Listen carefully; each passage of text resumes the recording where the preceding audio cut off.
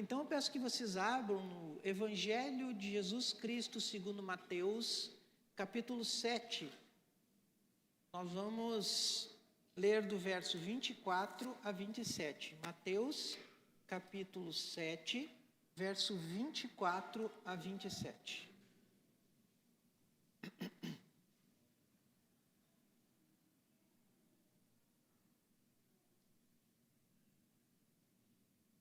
Assim diz a palavra de Deus: todo aquele, pois, que ouve estas minhas palavras e as pratica, será comparado a um homem prudente que edificou a sua casa sobre a rocha.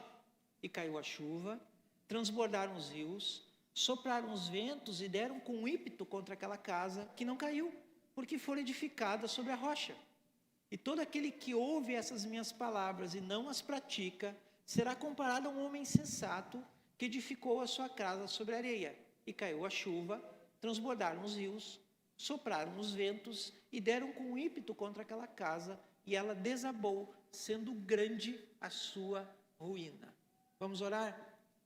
Pai Santo, Pai amado, nós agradecemos a Ti o poder, Senhor, que Tu transmite por meio da Tua palavra. Que nesta noite, Senhor, nossas mentes e nossos corações sejam cativados por Tua sabedoria e sejamos conduzidos a uma vida de obediência a Ti. É em nome de Jesus que oro. Amém. Um grande teólogo e defensor da fé cristã chamado Voddie Baucham, ele, tratando sobre o discipulado, ele usou uma frase que eu acho muito interessante que a gente tenha conosco, que diz assim: o discipulado não é um programa. O discipulado não é um programa, é um chamado de toda a vida para seguir a Cristo em todas as áreas da vida.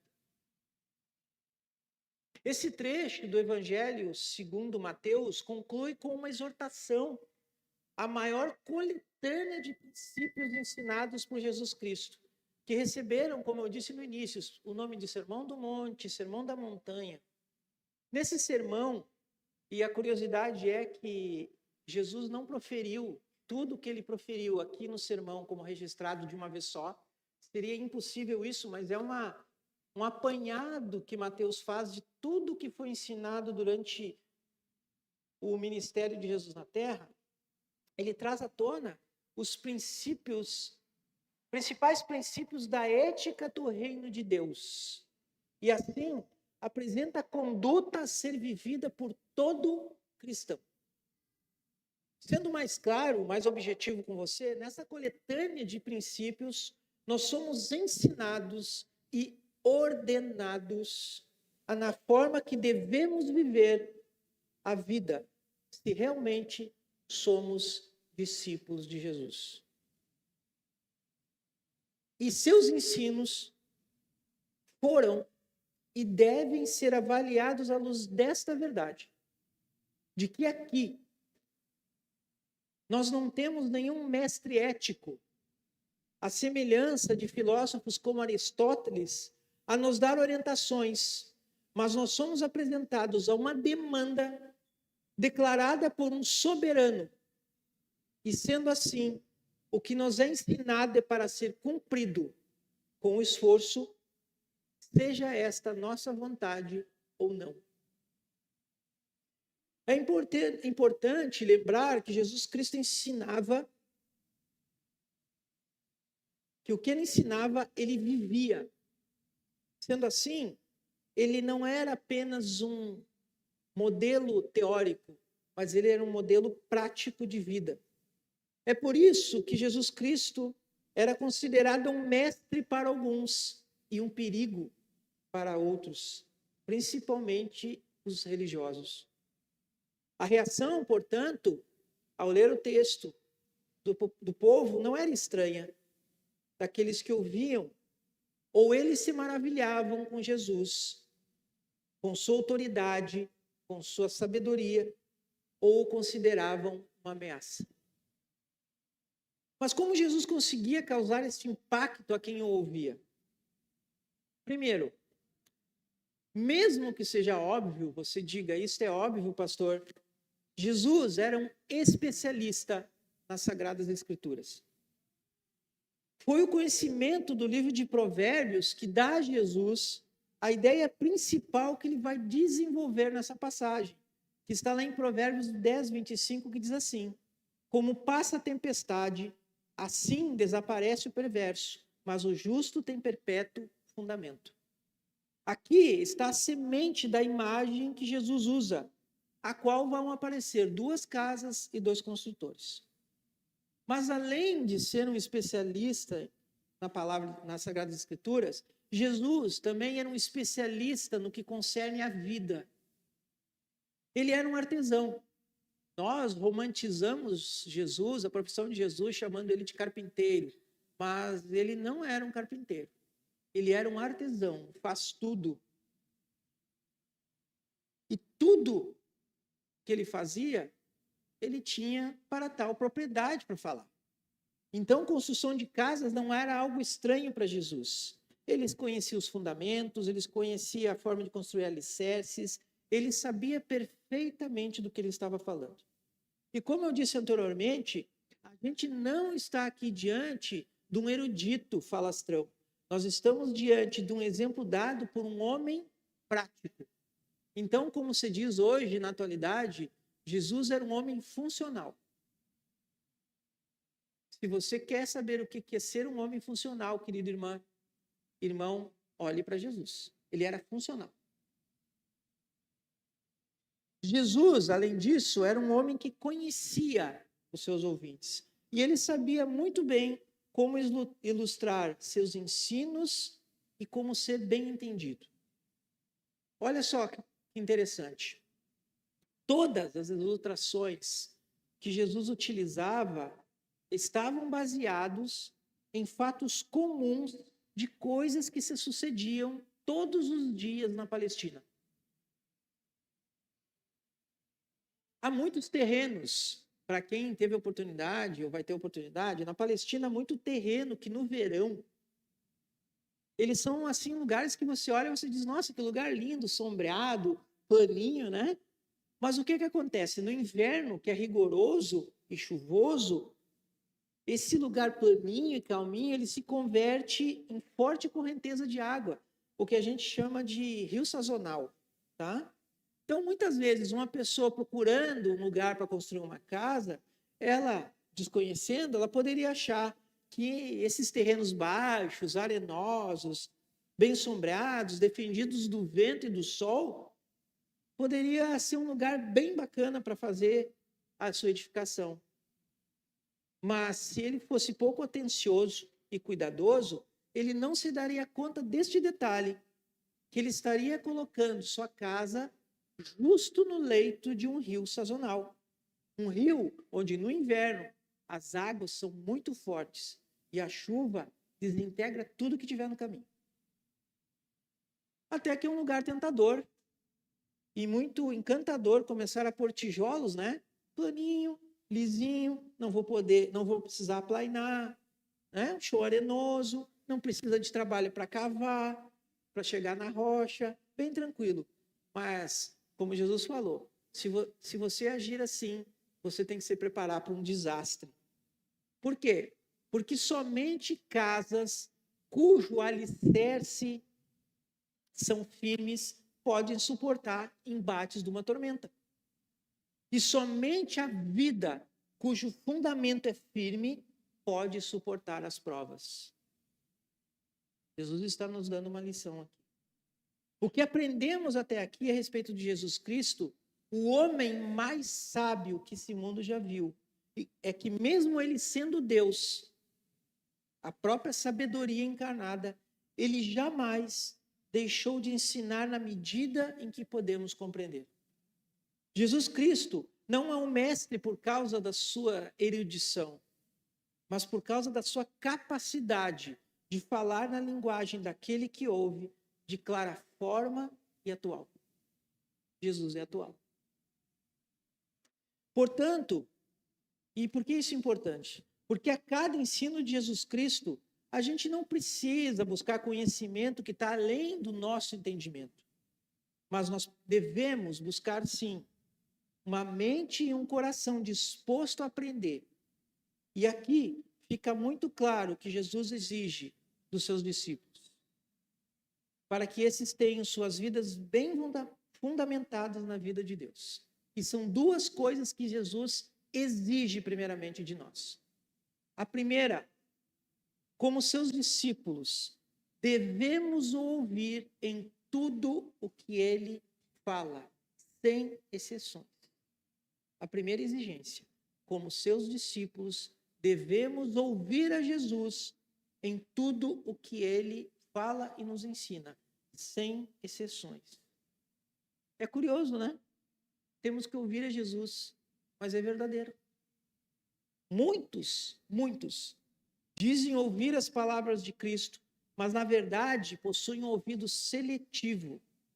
Mas aqui Jesus Cristo ordena que seus discípulos o ouçam em tudo, sem exceções.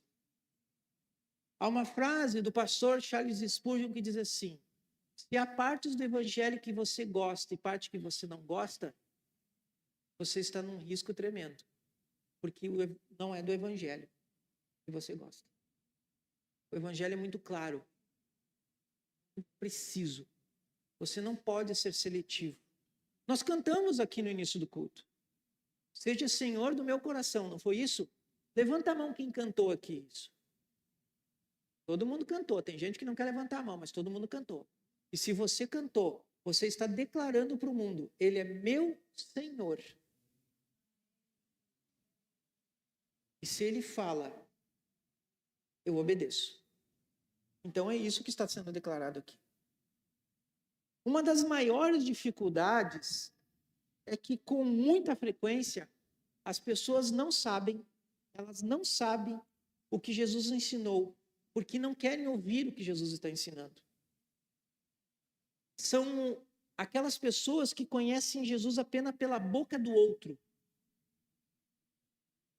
Muitos cristãos hoje em dia conhecem Jesus Cristo somente pelo que ouvem nos domingos e nada mais. A Bíblia só é aberta quando vem no culto. Ademais, ela fica acumulando poeira, sabe-se lá onde. Quem dera fosse leitura de banheiro. Mas essa é a grande realidade dessa cultura evangélica doentia e má que estamos vivendo hoje.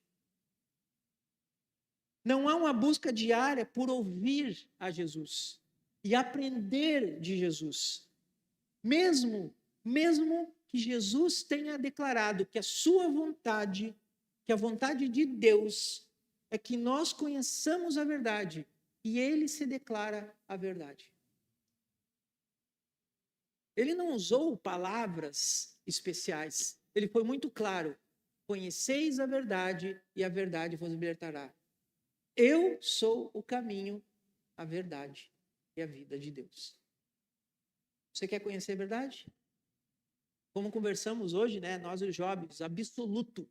Você quer conhecer um absoluto? Jesus é a única verdade. O inferno vai estar cheio de relativismos. O meu Jesus. Não existe o meu. Existe o Filho de Deus. E somente o Filho de Deus. E ele é rei. E é ponto final. Não se discute. Portanto, muitos cristãos hoje em dia conhecem Jesus somente pelo que ouvem no domingo. Se isto não fosse apenas um fato grave que afeta apenas a pessoa, ela tem mais um problema. Quando você não ouve a Jesus, você começa a ter as suas ideias. Ideias erradas do que Jesus ensinou.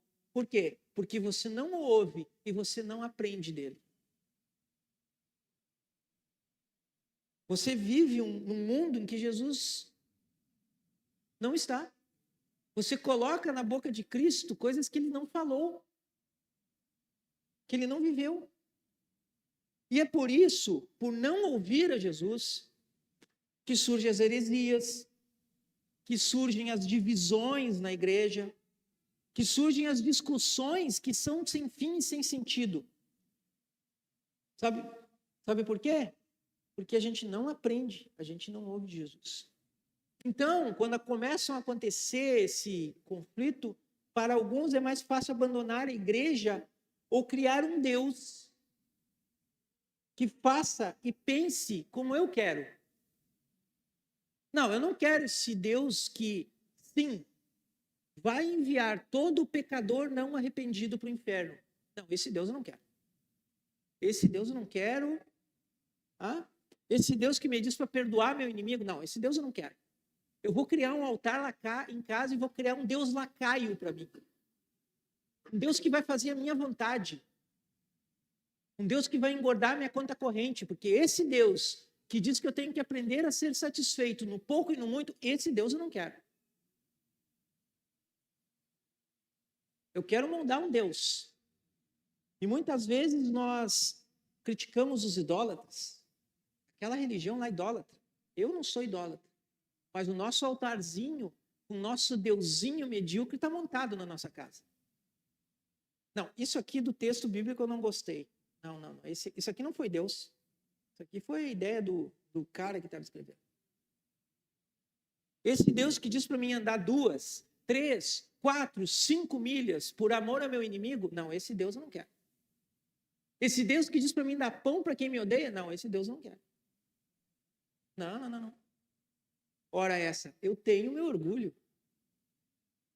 Eu fui magoado. Esse Deus eu não quero, porque eu não ouço a Jesus. O Deus, que é o ser crucificado, olha para baixo e diz assim: Pai, perdoa-os, porque eles não sabem o que fazem. Um Deus que ao morrer na sua forma humana, pede perdão por aquele que o atravessava com uma lança. Esse Deus eu não quero. Então, nós abandonamos. Mas aqui, Jesus está ensinando que o primeiro passo para uma vida cristã legítima é dar a Ele uma oportunidade para nos falar. Antes que a gente formule ideia que não parte dele, mas de nossos corações que são maus, egoístas. Porque quando você ouve Jesus e dá a oportunidade para Ele falar para você, você é liberto para viver uma vida que o glorifique. Aí sim. A segunda exigência que Jesus tem para os seus discípulos é que, como seu discípulo, ao ouvi-lo, você pratique o que ele ensina. Está escrito aqui. Praticar. Querido irmão, Jesus Cristo é, você aceite ou não, o Rei dos Reis e Senhor dos Senhores. Nós não podemos tirar dele este conjunto de títulos. Nós não podemos ter Salvador sem Senhor. É impossível separar um do outro. Por isso, como Senhor, Ele nos ordena, como seus discípulos, que nós coloquemos em prática o que Ele ensina. A maior dificuldade para um pregador é ter que pregar o que ele pratica. Senão, né, pastor?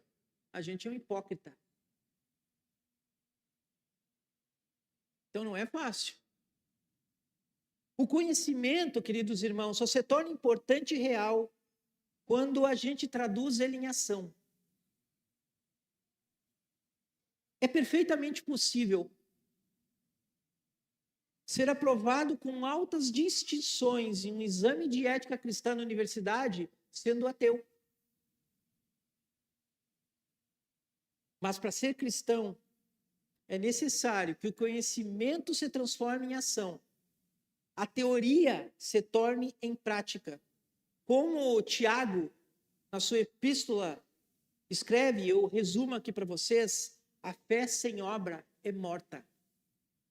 Há uma discussão, Lutero não gostava muito de Tiago, porque ele não fala de Jesus, né? E Lutero, com razão, dizia, se o livro não fala de Jesus, ele é meio estranho. E eu entendo, né, esse grande teólogo. Mas eu também vejo que talvez, quando Tiago está falando, ele não está discutindo com Paulo, porque Paulo, quando fala para Roma, ele está falando numa fase da vida. E quando Tiago fala, ele está falando de outra. O Paulo está falando, olha, você que não é crente, não é a obra que salva. E o Tiago está dizendo, você que já é crente, a sua obra é sinal de que você é salvo. São, né, distinções ali. Só para um breve esclarecimento. Eu gosto muito do Tiago por isso. Então, fé sem obra é morta.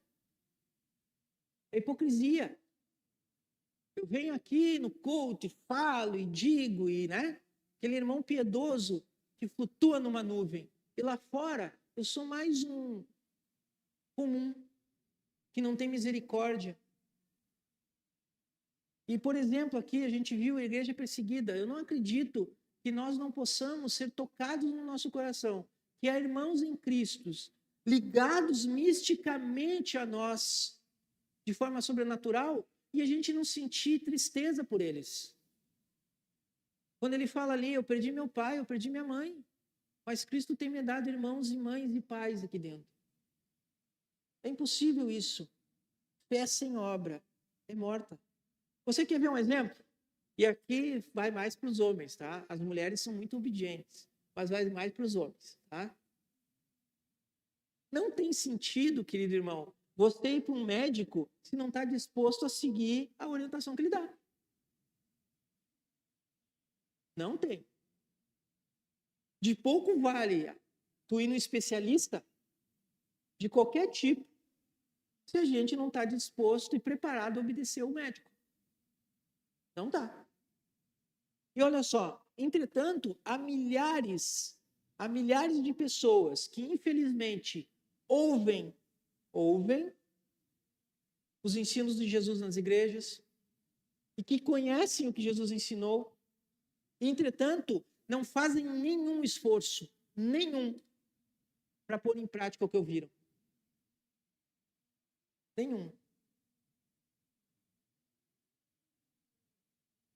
Eu vou judiar aqui da irmã agora.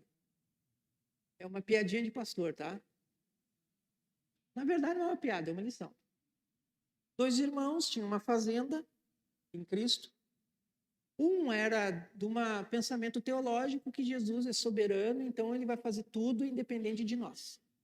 O outro pensava de uma forma teologicamente diferente e ele dizia, não, o homem precisa participar da obra de Deus.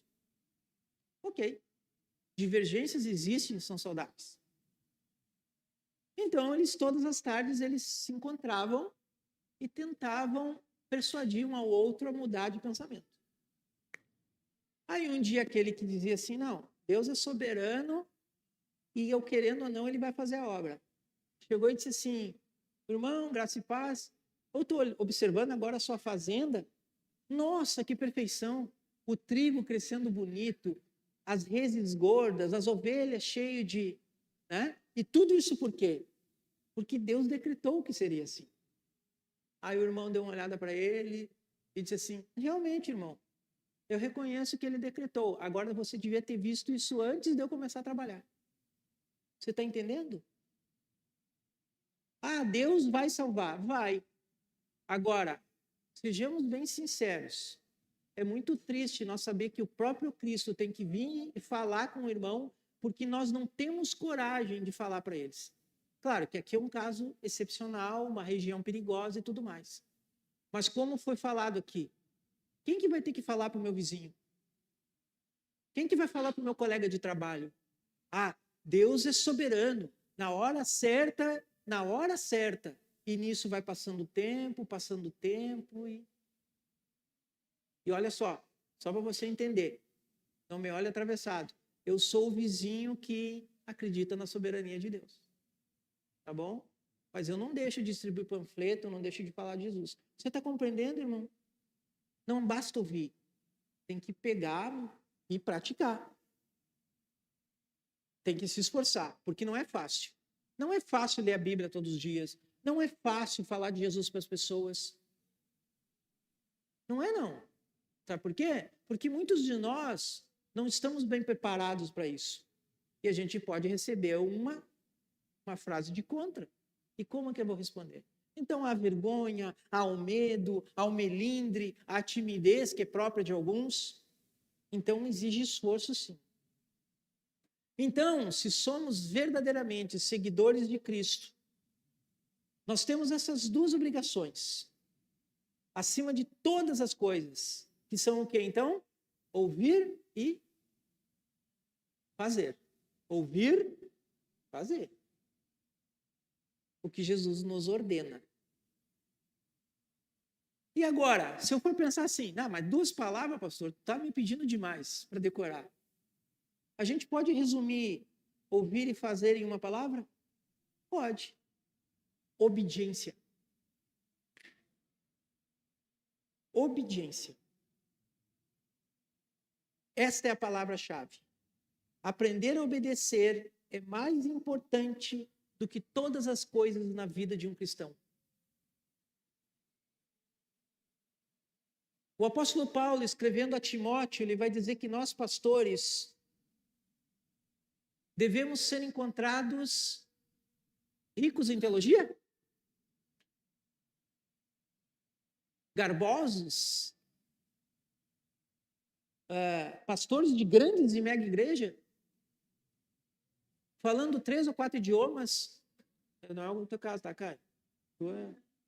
Ele fala... Não, ele diz assim, Timóteo, é importante que você seja encontrado fiel. Timóteo, não é o seu grego, não é o seu hebraico, não é o seu diploma de mestrado e doutorado, não é a sua mega igreja, Timóteo, é a sua fidelidade, ou seja, sua obediência ao Senhor da sua vida e da sua igreja. Obediência. Os profetas declaravam, Deus declara, eu não me agrado de sacrifício, o que eu desejo é obediência. Não adianta você sofrer por mim, eu não quero isso de você, eu quero obediência. Obediência. É isto que Jesus nos exige. Isso porque ele afirma que a obediência às suas palavras é o único fundamento firme para a vida. E sua promessa é que toda vida cimentada na obediência a ele é segura, por mais forte que sejam as tormentas que a açoitem. Ele não disse que não vai ter tempestade, ele disse aqui? Não, né? A mesma tempestade que assola o desobediente é que assola o obediente. A diferença é que um resiste, o outro não. Jesus Cristo jamais proferiu promessas vazias. O problema somos nós e não ele. Se a casa cai, não é porque ele é infiel, mas porque nós não construímos nossa vida de acordo com os seus ensinos. Agora, eu estou concluindo. Ainda dá tempo. Esse é o seu caso? Você é apenas um simpatizante de Jesus Cristo? Você é apenas um ouvinte? Jesus Cristo é somente um cara legal para você? É o momento de nós refletirmos sobre isso. Como é a sua vida lá fora? Você realmente foi separado desse mundo para viver a justiça, o amor e a bondade de Deus? Aquilo que você ouve, você pratica realmente? Ou para você apenas uma informação legal? Jesus é um cara legal. Jesus é bacana. Muitos de nós convertemos Jesus a um hippie engraçado. Um cara até meio estranho. Querido irmão, ele é rei. Ele é Deus, Senhor dos céus e da terra, todo-poderoso, onipotente, cheio de graça, glória e majestade. É esse o Jesus Cristo que chamou a mim e a você para servi-lo. Então, servi-lo não é obrigação, é uma honra. É um privilégio que, lamentavelmente, muitos poucos terão. Então, o chamado de Jesus deve ser abraçado com orgulho, com alegria. Servi-lo é maravilhoso porque ele não é um Deus irado, um Deus mau. Não obedeceu, toma. Papai não gostou, toma. Ele é um Deus que é amor, um Deus que acolhe, um Deus que nos entende, um Deus que se fez carne para se igualar às nossas dores e sofrimentos, para dizer assim: eu te compreendo, eu te entendo, pois eu vivi o que você vive hoje. E eu estou contigo até o fim dos tempos. Um Deus que te amou na eternidade. Você não tinha feito nada. Você não era nada. Apenas uma ideia no coração de um Deus que é amor. E ele disse: eu vou acolher a ele, e eu vou amá-lo, e eu vou me entregar por ele. E o que ele pede em troca? Uma resposta. Obediência em amor. A gente fala isso para os nossos filhos, né? Principalmente quando o filho é meio... E diz assim: ai, papai, como eu te amo. Se tu me amasse, tu me obedecia. Não é assim, gente? Eu tenho uma cachorra que é terrível. Aí todo mundo diz: a cachorra te ama. Ah, é. Deviam ver na rua, né? É uma louca. Ela não me obedece, eu tenho dúvidas do amor dela. Eu estou brincando aqui. Mas Deus só pede isso. Ouçam a mim. Ouçam meu filho. Tenham uma vida plena, uma vida de liberdade. Ainda dá tempo, irmão. Se você é apenas um ouvinte, se você reconhece que até o momento você é apenas esse ouvinte e não um praticante de Jesus Cristo, a ceia é uma lembrança de que podemos recomeçar. A palavra que mais me chamou a atenção no Evangelho é recomeço. Elezur, você vai cair, Elezur, mas eu vou te levantar. O Evangelho é o Evangelho das boas novas do recomeço. Nós podemos nos converter de apenas ouvintes a praticantes. Basta que apresentemos a Deus um coração arrependido. E volto a lembrar, a ceia também nos lembra que não foi pelo que fazemos, mas pelo que Deus fez por nós, que temos o privilégio de podermos recomeçar com esperança. Por isso, eu apelo a você que nesta noite seja uma noite de recomeço.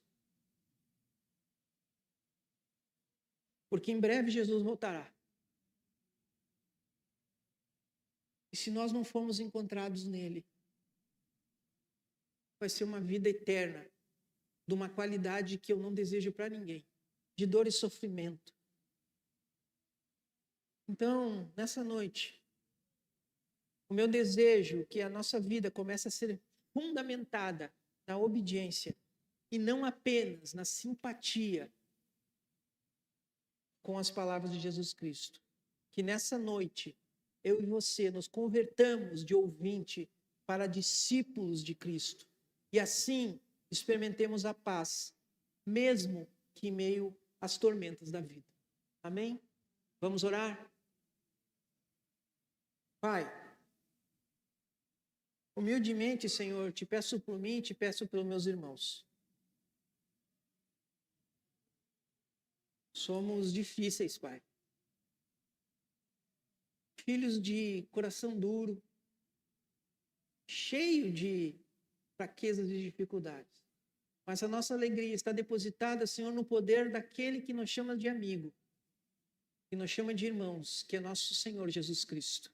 E é nele, Senhor, que nos agarramos desesperadamente nessa noite. É nele, Senhor, que depositamos a nossa fé e a nossa esperança. E te pedimos, Pai, Tu és fiel às Tuas palavras e derrama sobre nós, Senhor, um coração e uma mente obediente, Pai. O que te pedimos tem alto custo, mas nada vale tanto quanto te servir e ter uma eternidade diante de Ti. Que sejamos homens e mulheres obedientes à tua vontade, obedientes, Senhor, ao teu querer, que possamos ser conhecidos assim, para a glória e honra do teu nome. É em nome de Jesus Cristo que oramos gratos, Senhor, pelo teu perdão e graça. Amém.